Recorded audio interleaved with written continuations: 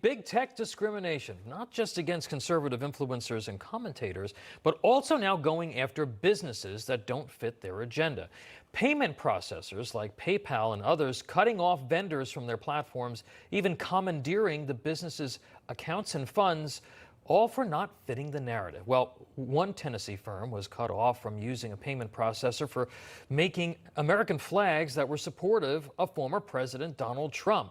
The big tech giant then grabbed $100,000 of his money, and he had a fight to get it back. His state lawmaker is now fighting back. To discuss, let's bring in James Stockey. He's the owner of Your American Flag Store and Tennessee House of Representatives member Monty Fritts. Good afternoon to you both, gentlemen. James. Good afternoon. Thank you for your time. Great to have you here. James, set this up for us briefly. What happened to you? We were making American flags with our business. We started it in California. It allowed us to move out to Tennessee.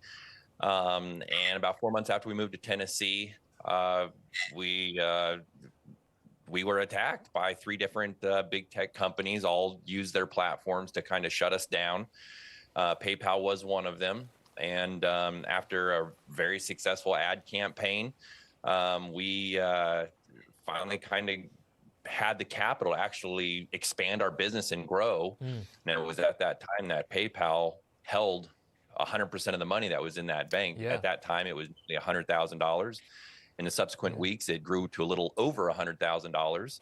And they held onto that money for months without any real indication of why, until Harmeet Dillon got involved and started fighting to get us back our money. Yeah. Took her... Yeah, Mr. Fritts, you've now authored a bill in Tennessee that could end up serving really as a model for other states to prevent this type of thing from happening. Tell us about it. Yes, sir. Our bill simply will revise Title 47 of the Tennessee State Code to protect small businesses like Mr. Stockey's from predatory practices by online payment processing systems. We hold that monopolistic behavior by large companies is not fair to Tennessee small businesses, and we're resolved that this is not going to be permitted in our state.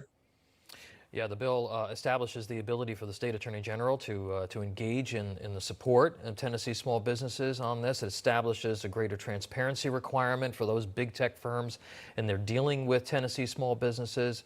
You know, we even had a feature on this in NEWSMAX magazine last month. You know, these platforms were supposed to encourage dialogue. They were supposed to be a resource for businesses like yours, James, but now they've become censors. They're trying to control speech. When did you finally get your money back?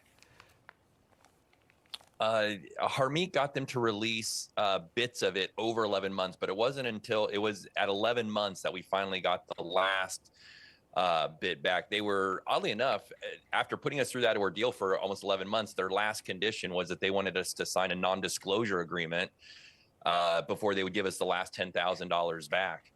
I mean, obviously, they didn't want us telling the world what they had done. Yeah, and I bet you didn't do that, huh? No, we definitely did not. We definitely did not do that. Mr. Fritts, Republicans should be all over this, but I'm sure big tech, I mean, to James's point, is really going to fight this bill that you have. Are they coming after you and your colleagues already?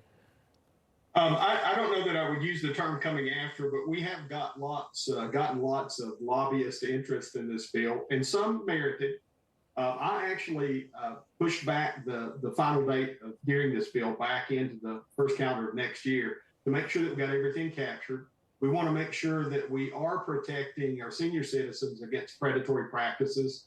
And that was one of the first lobby concerns that we had.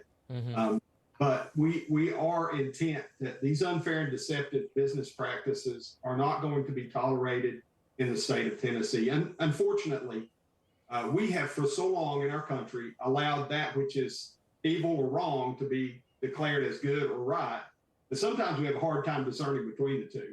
Well, and so we're going to help these folks understand what's right. Well, I wish you both luck. This is definitely a noble cause, and something that, as I mentioned, could be replicated in other parts of the country. James Stockey and Representative Monty Fritts, thank you for what you're doing.